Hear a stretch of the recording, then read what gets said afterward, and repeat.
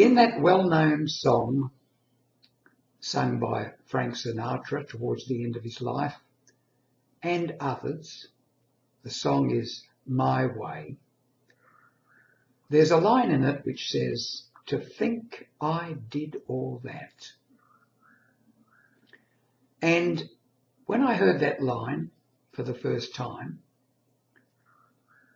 and later in fact, it rings a bell with me, to think I did all that.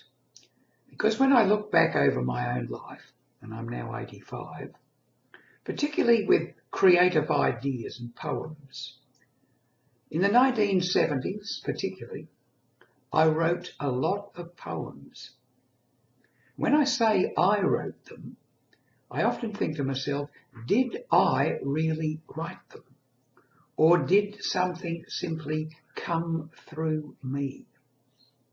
I was open to getting these words, and the words just seemed to fall through my hand onto the pen or onto the typewriter, as the case may be. Then I would look back at it and I'd think, I might have to alter a word or two here, but mostly it was so profound. Where does such profundity come from? Now you could say perhaps deep thinking, perhaps pondering life deeply, maybe. But I think all of us have access to something far greater than ourselves. And if we are open to it, if we're willing to let that creativity well out of the silence and come through us, then people will say, "Oh, how clever you are." I remember my younger sister saying, "Oh, that's my clever brother." Nothing clever about me. I'm just an ordinary type of person.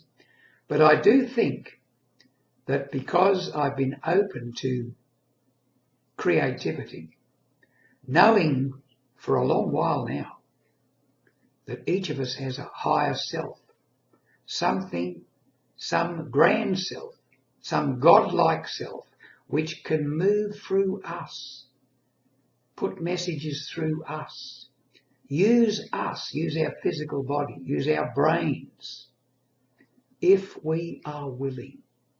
If we can just step aside and think, do I really know who I am? And put that aside and just let things happen. The creativity will flow, the ideas will flow, the great novels will flow, the poetry will flow, the great speeches will flow. Just be open, just be willing. Don't think this is me. Just be open to something greater than ourselves and see what happens.